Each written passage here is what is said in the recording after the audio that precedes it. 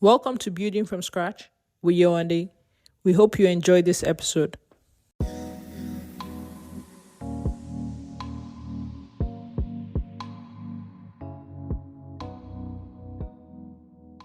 Okay, hi everyone.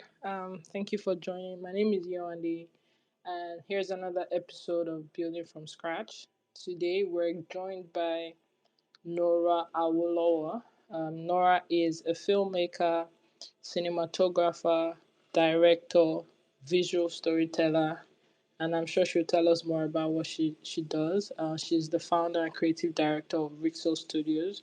Nora, really thankful that you made our time to speak to us today. Um, I don't know if there's anything I missed in the intro that you may want to add. I think that's enough. I think visual storytelling just encompasses a lot of things I do. Yeah, so that's fine. All right, thank you, and thank you for joining us this evening. I think when we conceptualized building from scratch, it was to focus on young entrepreneurs, founders, community leads, creatives, and just like following their journey on the early days, how they were able to start like from scratch, and usually, most questions will start from like how you were able to even start this journey you're on.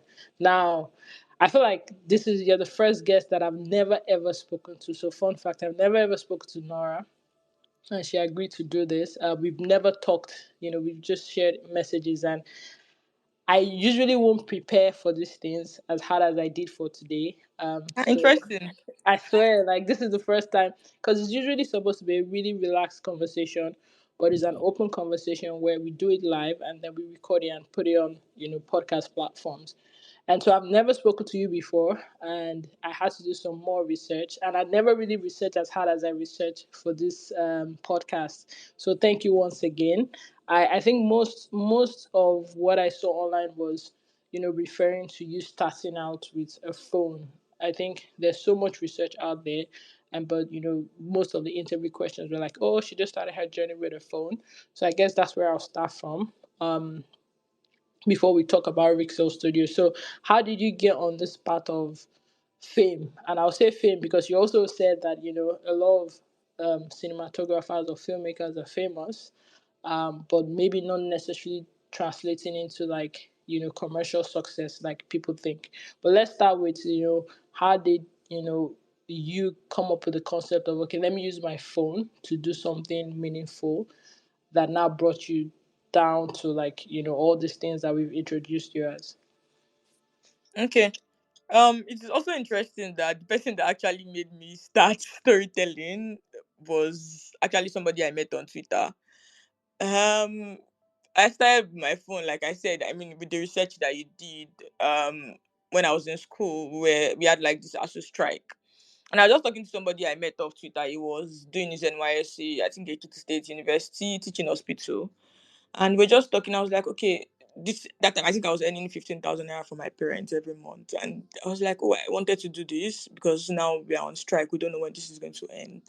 But I find this really fascinating, but I can't afford to get the camera. I think the camera that I wanted to get then was about 150K, and that's me saving my food money without eating for 10 months. Never made any sense. So it was like, why not just start with your phone?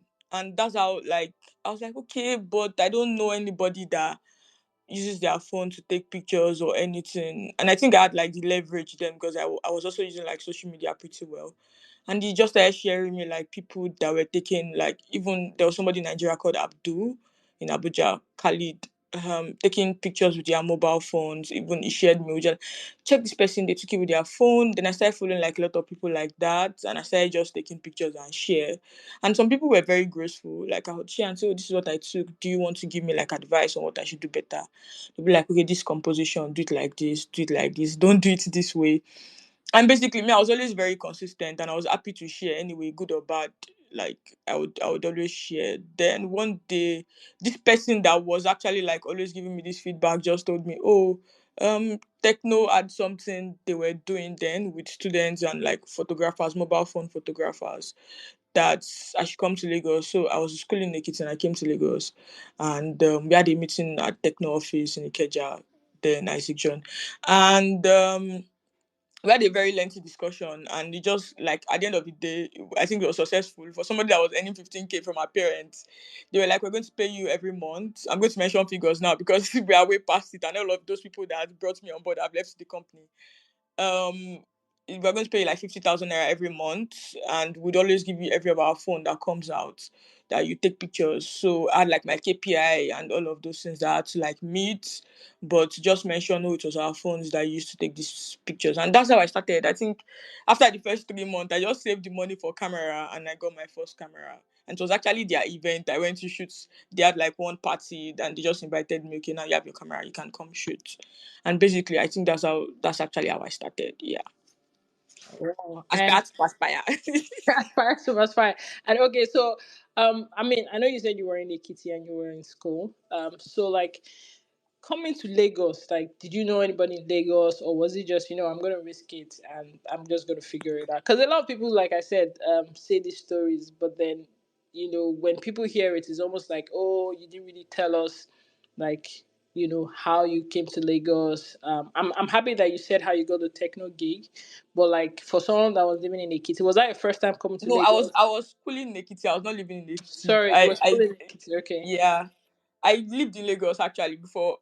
Schooling in Ekiti was my first time out of Lagos actually. So Oh, okay, my okay. parents, That yeah, my makes sense parents. now. I grew up in Lagos. I lived in Lagos all my life. Yeah, so my parents lived, but most times when I was like probably in Lagos, my parents never knew I was in Lagos. I was always running down to Lagos, come and work and go back.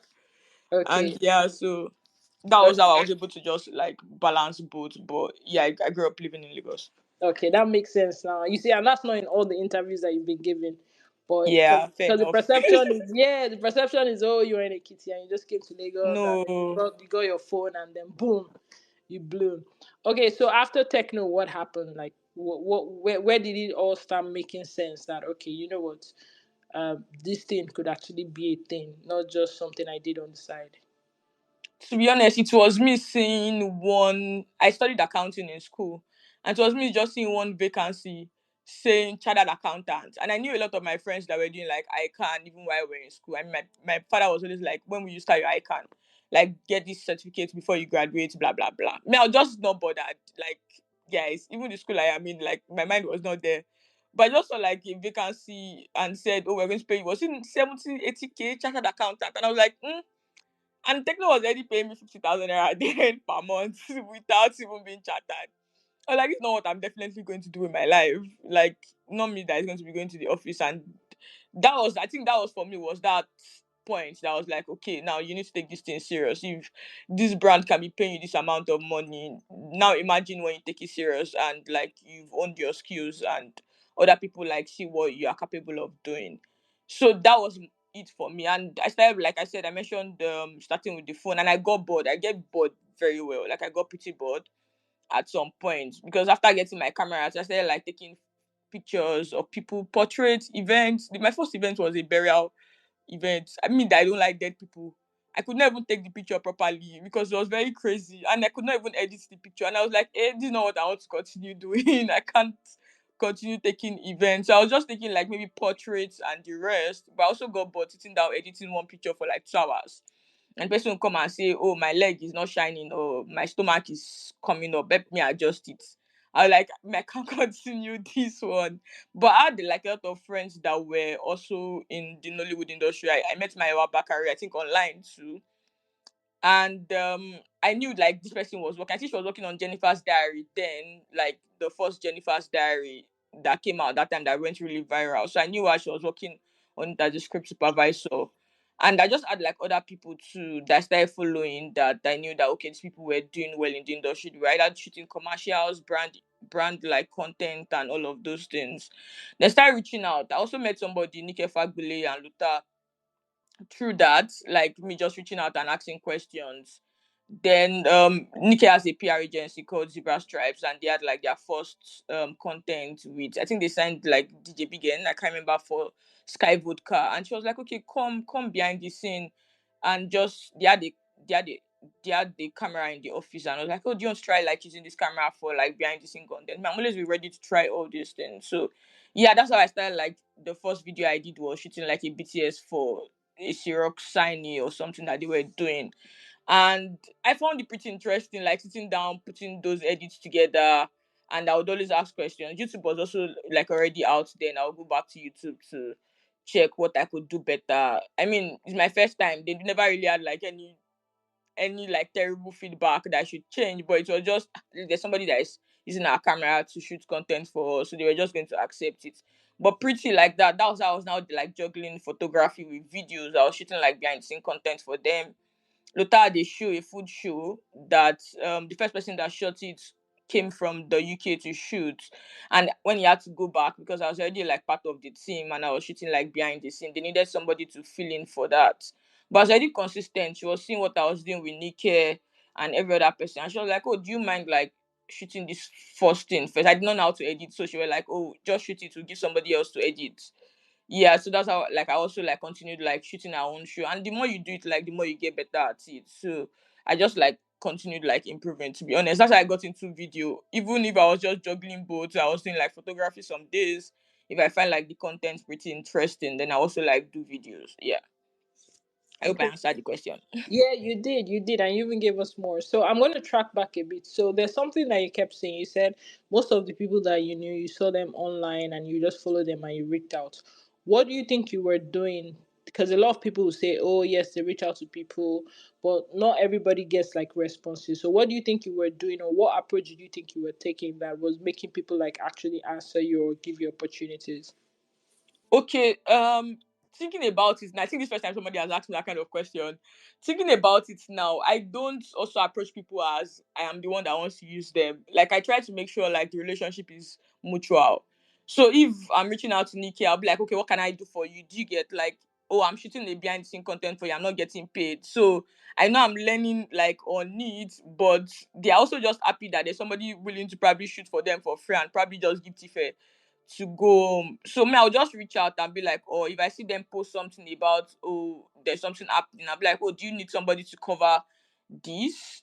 So I'm always just happy to just jump on it and just say, oh, guys, if you are shooting a wedding, I remember reaching out to a friend then I said, oh, you have a wedding, I can like second shoot with you. You don't have to pay me, I'll just come. People are always actually happy to come around, like, or grant this request when they know that you're not just coming and saying, no, you have to pay me for this thing too that you're reaching out for, even if they know that you're the one that need their help. So that was me. I think I went into every relationship that I knew that I established during that period, knowing that I had to be useful for them too. It had to be mutual. It was not just coming from them. I had to like I was the person in the office that Nika would literally say, oh, do you want to get something? Can you get something for me at Shanopaja? I'm willing to go. I'll jump bike and go. I was that person. I was very resourceful, like I'm the fixer. Can you get me somebody to do this, painter or this? So they just knew, oh, if they needed something to be done aside from the work I was doing, they could always call Nora to like help them sort it. So there was also that. And it just made sense that they also just wanted me around because they knew that, oh, this person is not coming and saying, oh, come and give me money at every time like I see them or I reach out to them. So thinking about now, I think that was my approach to a lot of the relationships and people I reached out to meet. And I Nice. was not disturbing them because now a lot of people just reach out and keep disturbing. If I know that, oh, doesn't work for you or something, I just leave you and just let it out. Yeah. Okay, okay, that makes a lot of sense. So you started doing video, you started doing photography. How did it get to, okay, I want to start Rixel Studios? Um. So, think somebody actually insisted I go and register my company. Now, like somebody just, I was working with somebody from an agency. It's a production agency and advertising agency, and they were like, see, if you want to start getting like these big jobs, like these commercials you really want, nobody's just going to pay you big money into your personal account. Go and register. And I sat down and I was like, okay, what company? What can I do? How do I put this name together? What do I do? I called a friend of mine, Feromi. I don't know if you know Feromi from Ajetumobi. And we sat down. Feromi is actually always very helpful with those kind of things. And I was like, okay, let's find name. I think I was using one random name, them Nora Media or something. And I was like, I don't want my name attached to this thing. I can go out there and people will now be saying that, oh, that's Nora. Like the company can stand on its own without me being involved. So we sat down again and said, okay, let's find a way to make this thing work and just like have like your own name that's like different from the company's name. So we came together and like just put we just did like our Rachel. My name is Rachel. I don't know if everybody knows. And then we just said okay, Pixel, and we decided to just use Rixel together and formed that company. It was me and Feromi that did that. And I registered it. And I realized that the moment I registered the company, the person that actually insisted and said, go and register this company or go and have your own production company, if you actually want to get the kind of jobs that you aim for. Because I know that, because I think I was complaining and saying, oh, I was tired of doing behind the scene content. I wanted to be bigger. I wanted to do this. I wanted to do that. And that was how like I just like registered the company and actually started. And I noticed that when I did, and I just mentioned to her that, oh, I already like registered the company. She actually even sent me somebody and said, oh, register and get your company's account number, like a proper account number. And like that, it now made it easier for me to say, oh, somebody, if I'm maybe pitching for a job, I can say, oh, there's a company like I have registers that can like take on this job, and people just feel like, yeah, like now you're serious at what you do. So literally that's how I started the company. From me saying I wanted to expand, and where I was playing like at like surface level, and I wanted to like go bigger, with somebody just advising, if you want to actually like do this the way you actually like plan to do it, you need to have your own company on its own for you to take on this kind of project, and people trusting you to take on this kind of project. So that's how I literally started the company. Okay, nice. I think almost everybody that started a company has some similar stories. So now you started the company. Do you think that what you were expecting when you started the company, when you registered the company, versus months or years down the line, was like what people thought it was going to be, or what you thought it was going to be? um I think I knew, because when I started the company and I was like, okay, I mean, registering, you needed these details. And I was like, okay, so what exactly are we going to do in the company? We started with like photography, we're doing like event coverage and everything. I think over the years, I now had to like streamline, because at some point we even did like a whole rebrand, changed our logo and did everything. Like, the moment we did that rebrand was when I now said, okay, this is a full-fledged like production company. We can do this. And we started like handling like certain productions for certain brands and companies. And I knew that okay, we are able to now like take on bigger projects. It started as me just trying to position for like bigger stuff, but as the year just like flew, I decided that okay, I now like knew like the direction the company had to go. And knowing that I already like had like a certain experience also in the industry, I knew okay, this was what like we can like actually like make like services for, and this is what I'm going to streamline like the company services too. So that was how I was able to just figure it out basically. Okay, so I feel like I have so many questions, so I'm just gonna like ask the first Just one. take it easy, eh? That's like like calm down. Okay, I feel like I have a million questions. So, okay, I think I'll go to you. You've worked with like big clients. So, I mean, I think one of your biggest projects is FIFA, and I think I saw it and I was No, I like, don't think it's FIFA. I think it's Guinness. oh, you see, because she just Think did about it. Guinness. Okay, Actually, no, so it's Red Circle, because Red Circle is bigger than Guinness. But for brands, I think Guinness is, yeah. so Red Circle is with Netflix, or is Red Circle independent? Red Circle is by the company, but like maybe if it get acquired as an original, it becomes like a Netflix film, so All something right. like that. Okay. Yeah. So you see, so you've done Netflix, you've done Guinness, you've done FIFA. What was the first big project that you knew that yes, you know what, registering a company, all my experience up until this time makes sense because now you've done like you've done a bit of Nollywood, not just like behind the scenes, not just like documentaries. But what was the first one that you knew that okay, you know what, this makes sense. I think I'm on the right path and I understand my direction. The first job I did, that was, I now that I think about it, I don't even think it is FIFA. I think the job I did, the job that I was able to buy my first car from, like I left the house, I went to rent my apartment, was that job that just like, and it was for a foreign NGO. I think that was it Action Aid? Yeah, Action Aid. And like they reached out and said, oh, they needed somebody in Nigeria to execute this in certain communities, and we're able to like take them on and do the execution well. And since then, we've actually had them as recurring clients, because every year they come and say they want to do something. But that was the first job. It was an Action Aid job. It's an NGO job. That was like my first job, and because they paid in foreign currency too, that was like, oh. so we can actually like do like bigger stuff.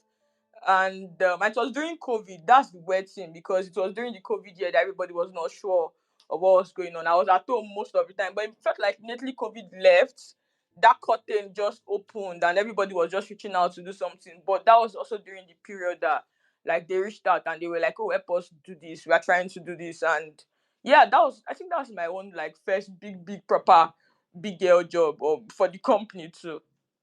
And then, so did you have a team? Was it just you? Did you have to use contractors? Like, had you formed like the bane of your company then, or was it just like, okay, I'm getting freelancers, or how was the shape of your own team at that point when Action Aid reached out? I had like three people that worked for me. What I always made sure I had like every point in time was I had like an in-house producer, then myself, maybe creative directing or whatever, or cinematography. Then we had like an editor. That was like the core of the team. But when they came, and because these projects come and they have like their briefs and they're like, "Oh, we want this," then I had like to hire like freelancers. We were using like multiple cameras, like the sound person and all of those things. But I think we went on that project about six of us. Yeah, I can't. Yeah, about six of us. So we had to hire other people to also join us aside from we that were part of the team. But I was also able to take like multiple arts. I was directing. I was also shooting, but also had to hire like a second camera person that was also shooting. Then we had like a sound guy. We had like a photographer too that joined us, and yeah, we had like an in-house producer also that was producing. Like those were like the people that had to join the project to actually execute it. All right, okay. So let's talk about FIFA and let's talk about Guinness. How did FIFA come about? How did Guinness come about? And what were like the highlights for you for both FIFA and Guinness? So before FIFA and Guinness, Netflix came. So I'm just going to. That was also they came during how do I form this? Netflix came for Far From Home. They reached out to Inglot. Inglot was shooting Far From Home for Netflix, and I just got an email that says, "Oh, they've been trying to reach me." Apparently, they've sent me a message on Instagram that I did not see or I did not reply. They sent me a message on LinkedIn that I never saw or replied to. So I just saw like the email. I think I saw the email first. And I was like, this was scam. I think I sent it to a friend of mine then, and I was like, is this a scam or not? Because this is Netflix that was sending me a message. And I went to check my IG. Then I just saw this person had reached out to and say, "Oh, I've sent you an email. You were recommended." The person actually mentioned you were recommended by this person that I had not worked with before, but I knew him and I knew that I worked for like this PR agency. So I just sent a message to this person and said, "Oh, was this person from you?" Like they sent me a message and said, "Oh, they wanted me to do the unit photography for Far From Home," and they were also trying to do like promotional content for the show, and like it was just very grand for me. So when like they actually like onboarded me properly as a vendor and everything, that was what like he got rid that, "Oh yeah, we're actually doing this and this is serious." So I think after that project that we did for Action, it was Netflix coming, and they were also paying like pretty good money compared to Nigerian money anyway. So that was also like that project that came, and I'm like, okay, yeah, we can actually like execute like this, and we can actually like do this like properly, and for them to actually trust that we can do this, that means, I mean, we just need to like put like proper structure into the team properly and take like on bigger project, and that was before FIFA came. And fortunately, they cancelled the first Far From Home shoot. I mean, I was still paid anyway because I was charging like daily rates. And the second one came again. The team had changed, but still, I was on board. The person introduced me to the next team and said, "Oh, this person has been the one shooting and everything. So let her continue." So I got on board on that one too and like finished the project. Then FIFA came. FIFA was also me getting an email from LinkedIn. It's weird that some of my big jobs actually come from LinkedIn, even if I don't consistently even post or talk about like, oh, the things that I do. It also came from an email on LinkedIn, and I saw it and I was like, why is FIFA reaching out to me? This is not possible, because I was not in the sports industry. They had like their own film like content people and everything. And the person was like, yeah, we can talk to you about it, and like let's just onboard you properly about what we want. We think like she can deliver, and oh, I mean, when they mentioned the figure, they were very straightforward. I was like, we can do it, don't worry. There's something that we cannot do. So that was how FIFA 2 came. It was me always just getting an email from them saying, "Oh, I'm from this, and we think you guys will be able to help us execute what we want to execute. We've seen you do this." Or they'll say, "Oh, somebody referred you and they think like you can help us execute this." So most times this is how like these things come. Okay, and Guinness. Yeah, Guinness. I was told to pitch. I got the email. Guinness story is so fascinating. I was on a project. We're shooting MTV Sugar, and I just got an email that says, come and pitch. They wrote the brief. The money was there. It was also in foreign currency, and said this. I mean, Guinness is big. I've always wanted to work with Guinness. They did like this commercial that really went viral in Nigeria. They're like big content. Made Jalabi just shot like a commercial for them, like during that period, and it came out very nice. So me seeing that email, I was like, the first thing I did was actually send a message to all my friends that were also like doing the same thing. I was like, did any of you get any message from Guinness? So I know the people that are my competitors. That's the first thing I first did. And when it came, they said I should prepare a brief, a pitch. And I was going to, aside from sending it over, I was going to like pitch to them, like because it came from the global team in the UK, not the Nigerian like team. So I was going to like pitch to the global team in the UK. And I took it serious. That was the first time that I think I've been doing my pitches, but I just do them myself. I don't give like a designer. But this one, I was like, I mean, take a risk. If I was going to pay somebody to do it, I either lose or win, but I'm just going to be happy that I did it. So after putting like all my ideas together, I just sent it to a designer friend and I'm like, see, this is what I have to offer you. But if we win, I'll come back and give you more money. And that's what I actually did. When he did it, it came out very well. I made like my changes, sent it, and then they said, okay, come and pitch. They liked like what we sent. Come and pitch over the phone. It was on the phone that I knew that there was somebody that was also, maybe that I just knew from afar, that was also in the industry, that was in their senior marketing team. And it was so weird because we are seeing like a lot of people, they were 6, 7 on the panel that I was pitching to. I remember even the network failing that day, or MTN. I was just exhausted. It was our off day when we're shooting. And I was like, okay, I've done my best. I don't know if this thing works well or doesn't. Then about 10 days after, I got a call on set saying from the global team saying, "Oh, you want the pitch, you and somebody in Kenya, we want you guys to come together and like do this, you and your team should execute." And that's how like that came to. But it was me actually pitching. Like I actually pitched for that after the brief they sent. And I mean, maybe the pitch worked. Yeah. Okay, nice. And you know what was fascinating as I was doing my research was I'd seen something about, oh, you winning 25 under 25. And I'm like, so I was checking with my team. I was like, what year was this? What year did she win it? So I was just like, I think that was the most fascinating thing for me. Like obviously age is not a number, but just knowing that um, you know, at your I think that was age. about 5 years ago. I think I was 20 or 21 when I won that. I can't remember Exactly. again. So I was like, what year was that? Because I'm like, okay, maybe.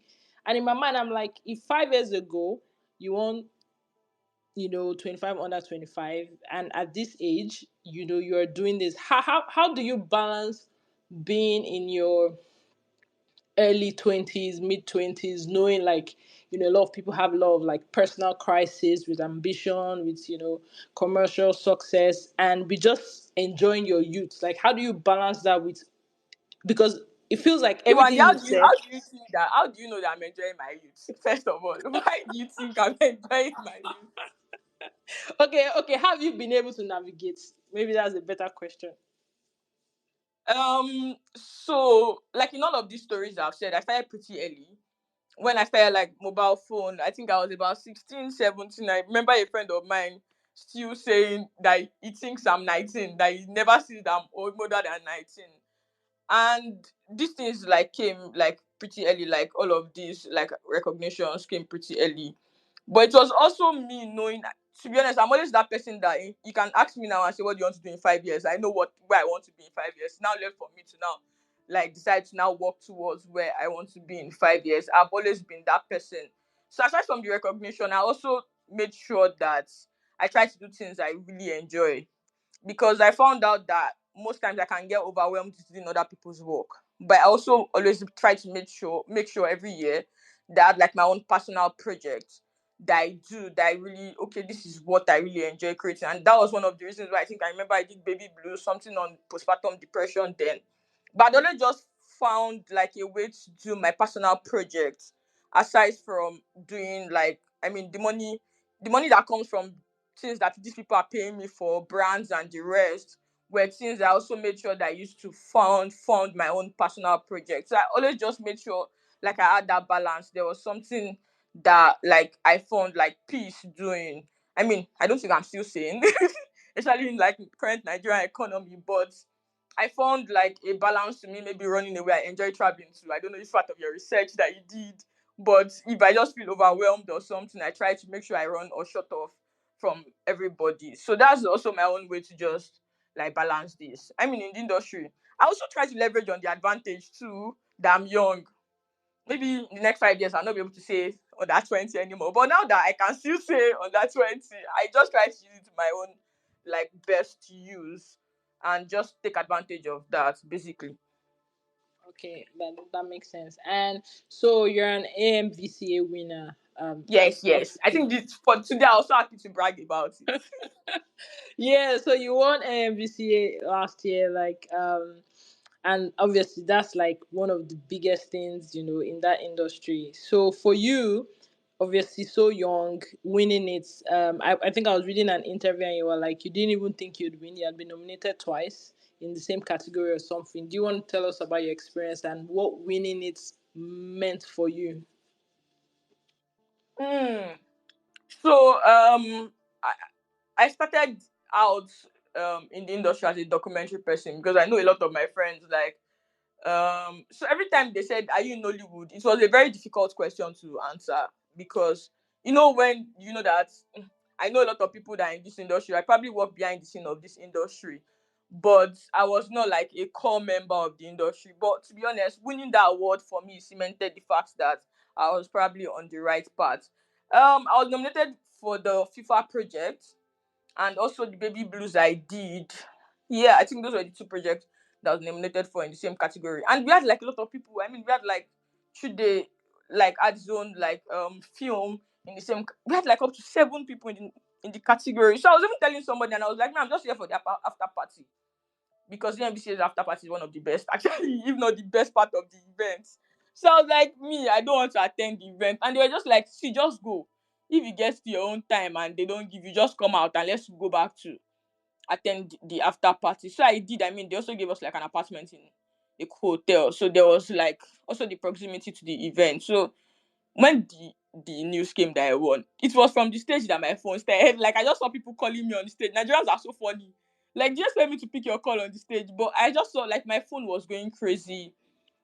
Everywhere was going crazy. I had to shut down my phone, my personal phone, like not pick calls for about 1 week from people because of the congratulations. I mean, for me, it also just cements the fact that like all the work over the years, from starting as a mobile phone photographer to being a photographer, working behind the scene, deciding like to take like big projects like that, just like oh somebody like felt like oh I was doing something right. I mean, this recognition comes sometimes to just give you assurance that you're probably on the right path. So for me, it was also that. And over, I think since I won it, there's also the bragging right. Like, yes, I have an AMBCA in the house.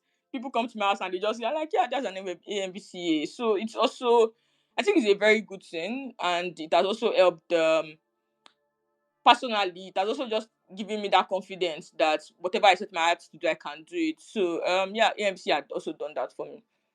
All right, thanks. And so, did you get to any point where, a lot of entrepreneurs, a lot of like creatives, a lot of like people doing things that have never been done before, they always get to a point where they're like, oh, it was so challenging. I thought I was going to give up. And, when people are talking about their success stories, they don't really touch on like the down times or the roller coaster. Was there any point where you felt, what am I even doing? Or, this isn't going to work. And how did you navigate that challenge? I feel like there's always that time in the month that I'm like, do I really want to continue doing this? I remember last week I was queuing for fun. I'm like, do I really want to continue staying in this country and be doing Nollywood to Africa or Nollywood to the world? Like those moments actually come. And to be honest, I think I have a very good I have like good family and friends. Like seeing like because I remember shooting Red Circle. I'm going to use Red Circle for an example. If not for the kind of friends I had around, I don't think I would have continued that project because at some point I was like, yeah, I'm going to give up. Like, I'm not ready. there's always, for every good thought and every good step that you have, there's always maybe 10 bad ones that are just trying to like weigh you down. But it's also dependent on who you also like keep around you. The friends, they don't like encourage those negative thoughts. I had like good friends around me. My family were always there to say, yes, if you can do this one, you can always do whatever like you said to your heart to do. You can always do this one that you are trying to. Also, do those negative thoughts actually come? I'm not even going to lie. This month I've complained to somebody. I'm very sure the person is probably tired of me. But in the middle of everything, like I said, like I'm that person that also has like this 5 year or whatever plan on what I want to be or what I want to do. I just go back to check it that I'm actually on this track. What can I do to bounce back, to continue on the path I actually want to continue? I think that also just helps me like align and just gives me that guide to continue. All I feel right. like I'm now blabbing. Sorry. No, no, no. Like, like we all. I feel like we all go through that, and that's why I also wanted. Because sometimes we just talk about success, or it was so easy. But I like No, it's how. not easy. Every other day, there was a day. I think 2 days ago. No, last week I was complaining about how I was supposed to get hired for a job, and they came and said, "Are you sure you can do this? Like, we don't want a baby girl DP." That thing hurt me. Do you know? I was just telling a friend that I just realized how much that word actually hurt me. Imagine working all over the years and somebody just comes and says, "Oh yeah, baby girl DP, that you can't do this, you can't do that." Like, it is those kind of things happen and just deflate your soul. But again, you just pick up yourself and say, okay, it just feels like you're living to prove a point every time in your life, basically. And sometimes it gets very tiring. Like, so when things like this award come, it just gives you assurance that, oh yeah, you're probably doing like the right thing. Those moments actually come. They are always like going to come. Sometimes when they come, I'll be like, yeah, yeah, you go again, you again, do you get? But every time I've just decided that as far as I mean you're alive, there's always going to be something to do better. So yeah, that's how me I just attack these things. All right, and I also wanted to touch on red circle so that I don't forget. So, would I, if I say red circle is one of your biggest, company projects, would I be correct? And do you want to touch on red circle and why red circle? Yes, currently it is. I mean the budget wise, it is the biggest. For me, it's also like I made with like a lot of friends, and our vision aligned. It was a project that, I mean, it's very dead to me. It was our first like feature debut from the company. We've done like projects for every other person that worked as cinematographer for other people, but this was like our personal project. And I think the biggest highlight was me working with like every other person I had envisioned when we are doing like the story breakdown in the room to work. And my partner is here, Abdul. Abdul co-produced with me on it. And thinking about it, I think when we finished, we thought about like everybody that we had mentioned when we were drafting the story and our breakdown to work with. But it was also maybe one or two people did not make the cut, but it was just from the get go, we decided that we are going to go big and make noise about it. And I'm happy that we're able to actually like fulfill those dreams. Yeah, so it's yeah, biggest from the studio. Budget wise, every other person that came together. I mean, we worked with over 60 to 70 crew members, and that's not even like the extras, because there are some days that we have over 200 extras like in a scene. So and yes, you have to pay everybody. So all of this together was like we actually like going all out to actually like do something big, and we're going to do bigger stuff anyway. So yeah, that's our currently our biggest project from the company. Okay. All right, cool. And then, so there's something consistent about like what you said over the space is, you wear multiple hats. Sometimes you mention director, sometimes you mentioned cinematographer, sometimes you mentioned producer. So for you, especially, wear many hats and navigating your journey from photographer to like being behind the scenes to doing video, were you at any point having like conflicted, you know, thoughts on, oh, I should stick to one? Or if you didn't have conflicted thoughts, how did you balance, being many things at many times? Um, I think thinking about it now, I always had like that conflicted thoughts. Till today, I tell my friends that I'm not a director, even if sometimes like I direct like personal projects and all of those projects. But those thoughts come when if it's my money, I feel like I can take certain risks. But if somebody else's money, like the thought will always come and make you like doubt if you can actually like do these things. I remember after I decided to be a cinematographer, I was like, do I really have to do photography? Like, because a lot of people, I know people that know me as a drone pilot, like that's the only thing they can remember me as. Do you guess? They don't think this is Nora that's evolved as a cinematographer. This is Nora that is not a mobile phone photographer that's evolved. Like she's now doing other things. So when those things come, it is also maybe I've decided to start trying something new, me trying to cement like my place in that skill. It is now me not deciding I was not going to do other things. So those moments actually come because I remember saying I was not going to do photography anymore. Until this year, Netflix called again and said, "Oh, we have something for International Women's Day. Are you going to do for us?" I took it. Do you get? Those moments are always going to come for me, but it's also just me just finding a balance and deciding if I'm not going to do or if I'm still going to do photography, these are the kind of project I'm going to take. If I'm going to do cinematography, these are the kind of project I'm going to take. If I'm going to do this, these are the kind of project I'm going to take. It needs to align with whatever like vision I currently have for my life. Those I'm not going to like those moments actually like come. It is me just I mean there are days that I'm like, yeah, I'm not doing at all. And there are days that I'm like, yeah, I can take this one and do it. This one is not bad for my portfolio. So yeah, those conflicted moments actually like happen. And so running a company as a creative obviously is a different ball game. So it's one thing to like direct, produce, but it's another thing to have a company and staff and people and a team.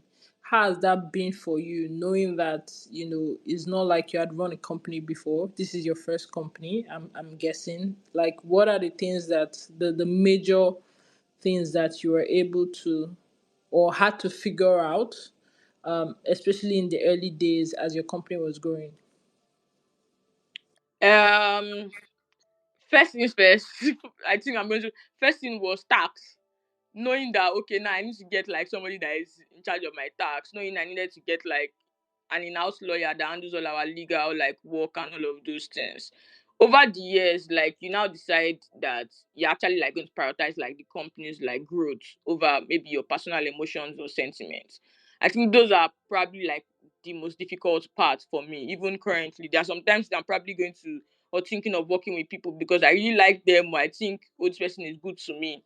But sometimes I just sit back and like, will working with this person or will hiring this person, does it like move like the company forward? Like, is this the kind of growth that we envision? So it's all of those things together. Hiring like people, um, working with people and knowing the work is the work. Because as much as you want to work with your friends, because I say like I'm very big on collaboration. Like collaboration like is in my kind of industry, like it takes a village to make anything.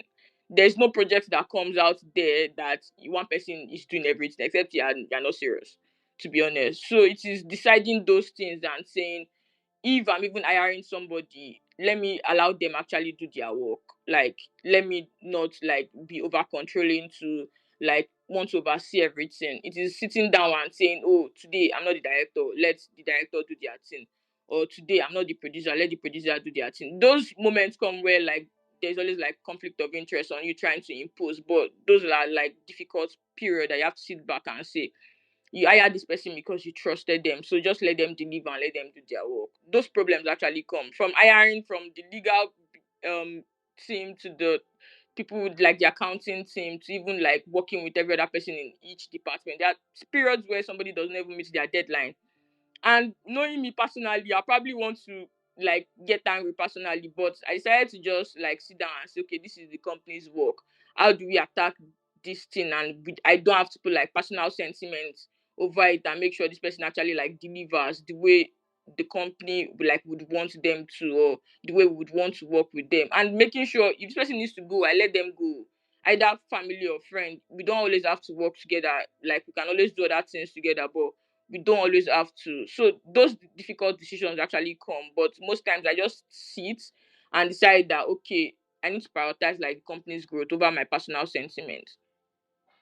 Okay, thanks for sharing that. So one of the reasons why we did this live is if people have questions that they wanted to ask live, you can just request the mic or write the question in the chat, and then Please I'll don't ask pull me deep questions though. and then I'll pull you up, and then you can ask your question live.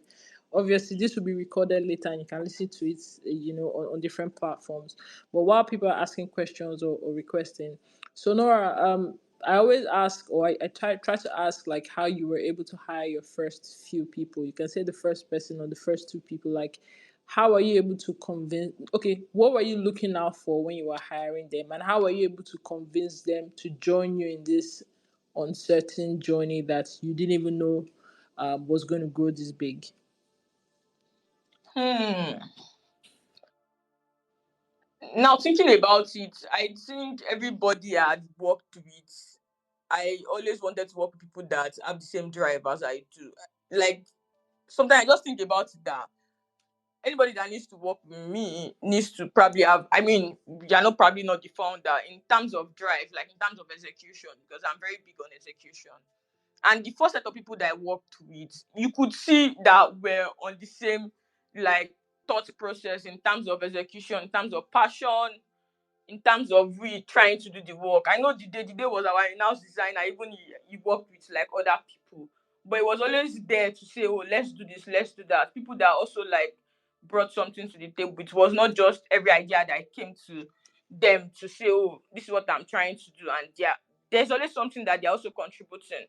I think for me that was like some of the biggest factor with deciding like people that I was going to like hire or work with, like even from like the onset. And fortunately for me, they actually like people that I actually like still work with, because it is also seeing them grow over the years. Because me, I'm very big on evolving. Like you're not going to be where you were 10 years ago or 3 years, even a year ago. You need to like be better than where you were then. So everybody that I made sure that we worked with during those like early periods were people that I knew that, oh, they are like the same drive like I did.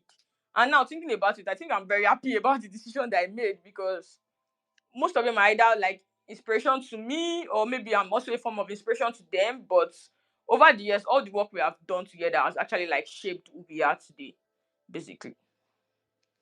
Okay, and how are you able to convince them to join you on the journey? We are suffering together. This is my idea. Please come and Um, join me to do this. See, I feel like then it is now that you have to like start being very formal and everything. At that moment, it was us just being like people that were just raw. They needed like we're just figuring things out. We're trying to know what we wanted to do with our life. So then it was quite easier to say, oh, I know you handle the camera. Or no, oh, I remember Barney then. I'll just call him. I can't do that now. And say, Barney, oh, I had a shoot with Aramide then. Aramide, yes, Aramide just want the edits or something, and I had a shoot with her. And I was like, Bani, see, I'm trying to do something with Aramide. Do you want to come over?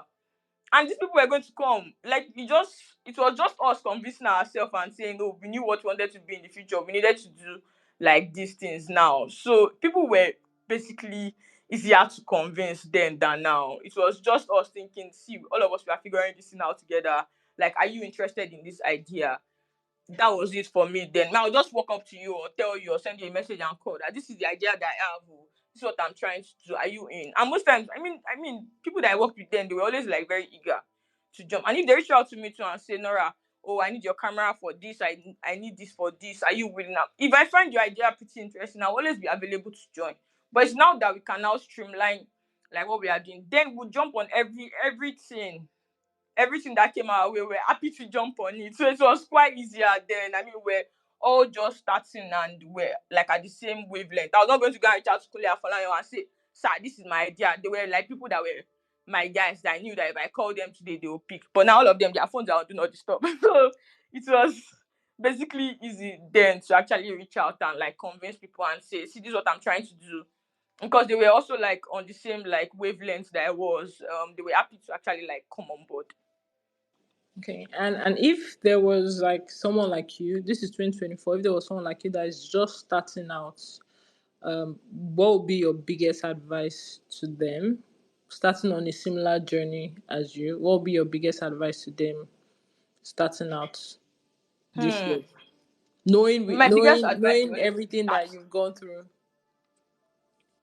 My biggest advice will always be to start and don't like listen to any what people ask. I mean, listen to people, but filter like the things that you feel like are what like let me say it again. My advice would be start, listen to people, but filter what you think like would propel your career forward. Like not everything somebody says that you act on, like, and be consistent at it. Because I tell people also, what I've also realized over the years is work with your friends. And what I mean by work with your friends is like, you don't just wake up today and say, oh, I want to work with Jade Oshiberu. You just don't wake up today and say, I want to work with Kunle Afolayan. I just realized that it is these friends that you work with, people that probably started with me and see, oh, this is, I know Nora Awolowo now. We started like 5 years ago together, 7 years ago together. These are the people that are also going to be in certain rooms that you probably also want your name to be actually mentioned. So always like network sideways, even before you even start thinking of networking like forward or trying to like get the big names. Because I tell people that you're as big as your last job. Basically, it is what people see that you've done now that they'll reach out. The big names will actually reach out to you for. That's what I've realized. I've seen people that I don't like. There were people that I was looking forward to, and when somebody reaches out to me to tell me that this is the person that recommended you, I'm like, that means these big people that you're actually seeing and saying I want to work with them, they're actually seeing what you are doing. So if you are sitting down waiting for these things to just fall on your table, like nobody's going to be able to see or find you working. So when the opportunities come, let the opportunity just find you working and be prepared, basically. Okay, and so I know that you've gone out of your comfort zone. You've done sports. I think if I'm correct, you also did tech. I know you did something with PCTME Founders Connect. Am I correct? I've tried though, yes. Yeah. So you've done tech, Founders Connect. You've done FIFA sports. Are there other areas where you feel like maybe outside your comfort zone that you would love to try out, or do you want to do more of sports or music or Nollywood or tech? I mean, I'm very big on Hollywood. Like that's going to be first things, but I think one thing I'll try out probably would be animation. I mean, I always find it fascinating to just see what people are doing. If I just get tired of doing all of this, I'll probably go and run to one island somewhere to learn animation. And yeah, I think that's the only thing I feel like currently I can't do. I can edit. Yeah, probably take pictures pretty well and use Photoshop well. So, what else? Maybe animation. Yeah. Okay, and so obviously there's you doing all these amazing things. For you, how do you like get inspiration to be able to? I know you travel a lot, so don't say travel. But where do you get? Where But do you I'm get? big on traveling. Where Yeah, else is in Nigeria now to get inspiration from? where do you? Okay, before you started traveling so well. Mm, aside from travel, you said I should not mention traveling. Anyway, aside from traveling, Okay, you can mention um, traveling no, and no, I'm not going another to thing. mention it. Yeah, but aside from that, I try to watch or I try to see things or people. I mean, let me just say content for content's sake. I'll say I try to see content that I want to see myself creating, like in the future. I think these things inspire me. Before I go to shoot anything, I always make sure like I watch something that refreshes my brain and say, oh, this is what I want to do. This is kind of space I also want to be. Do you get those things actually inspire me? Like seeing people where you envision or see yourself to be maybe in another 1, 2, 3 years before you go and do whatever you set out to do during the day actually like inspires me. I know that okay, if I continue this path, or I need to also like continue in the path that like this person probably took to actually get to where they were. I also listen to people. I probably listen to their podcast. I listen to a lot of cinematographers podcast founders podcast and see how were they able to navigate like their own space to also actually also learn from them and like listen to what they were able to do different. I think these things actually like just make like life a little bit like easier. Okay, and if you weren't so lighter question, if you weren't doing what you were doing, like in the line of work you were doing, do you have an idea of what else you could have been doing? Maybe accounting. I told you I was in accounting. Maybe I'll be in one office wearing in maybe a hotel or where's that CBI wearing palazzo pants and be chasing investing Zenith Bank shares. Maybe that's what I'll have been doing. It's so funny that you're actually so funny, but yeah, okay, I get it. But on a serious note, like if not accounting, what else would you have you ever seen yourself at something else, or it's just always been this or nothing? Mm, hmm. I think I would always probably be in the corporate world. Like you said, maybe tech. Actually, thinking about maybe tech, maybe doing like product management or something. Nice. But it's not going to be like maybe in a very formal. I realized that my life is like not. I don't want like a very strict life. Like I need to work with people's rules, and that's what I just realized about myself. So maybe tech that I know that I can control certain things and maybe like make certain decisions. And maybe not like 9 to 5, like the corporate, maybe not in the corporate world, but I'll probably like found something else doing that maybe aligns like with me being creative and free.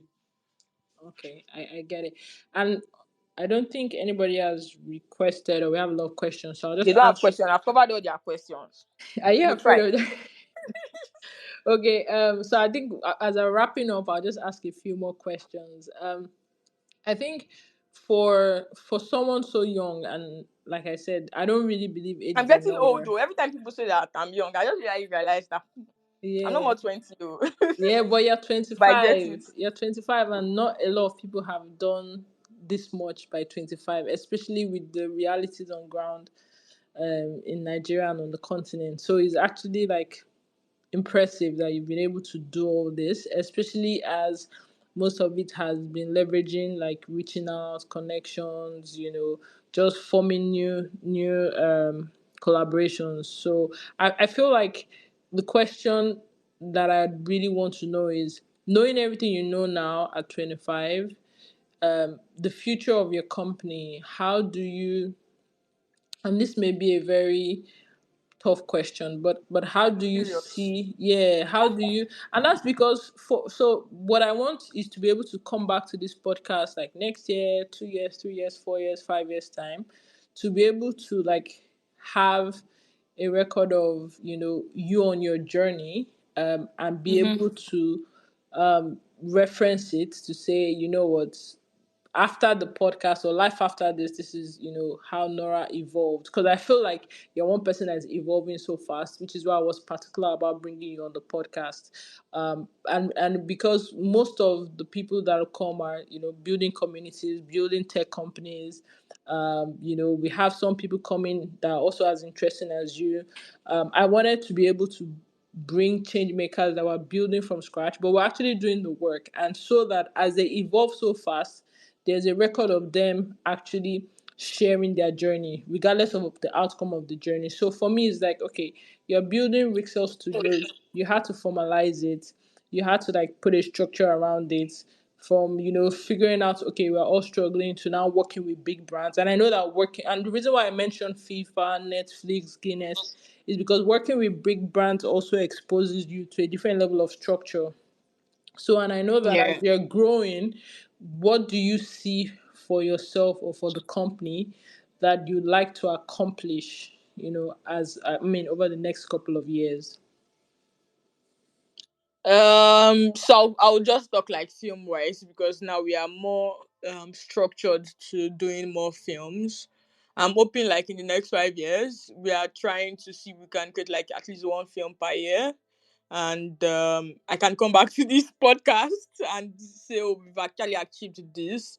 Work with like a lot of maybe big screen our films globally, at some of the biggest film festivals in the world. Worked with like a lot of these big streamers from Prime to Netflix to Sony and the rest.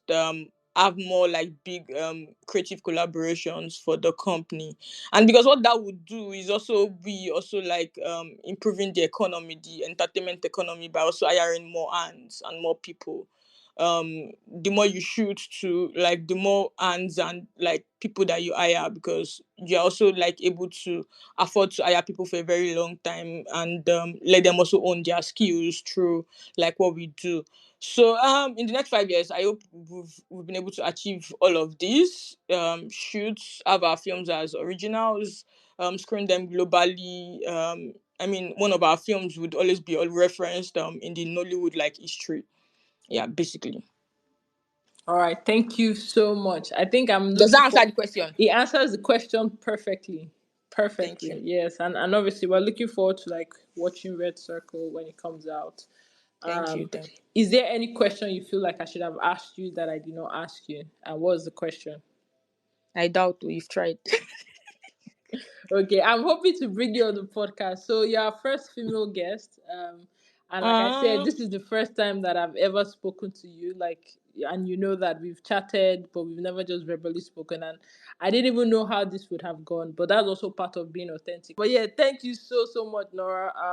I think that you're one person that inspires me. Obviously, like I said, I saw the Founders Connect, and I was just like, I can't believe Nora also did this. That you've done a lot of projects, even all the festivals that you're talking about. You already screened your projects at those festivals. I can see Toronto, Istanbul, and you're just 25. So I just want to say thank you so much for making our time to talk to us. thank Excited about your you. journey, excited about all the things you do, excited about everybody that will listen to this and will reach out, excited to also showcase like talented people in our African young entrepreneurship ecosystem. So thank you so much. Really Thank you. appreciate it, and thank you for everybody that joined. I think we're out of time, so we're just gonna wrap it up here. But thank you so much, Nora, once again, and thank you everybody. Enjoy the rest of your day, and we'll see Thank you you, on the one day. next Thank you, episode. everyone. All right, thank you. Bye. All right, bye. Thank you for listening to Building from Scratch. We hope you follow us and subscribe, and watch out for our next episode.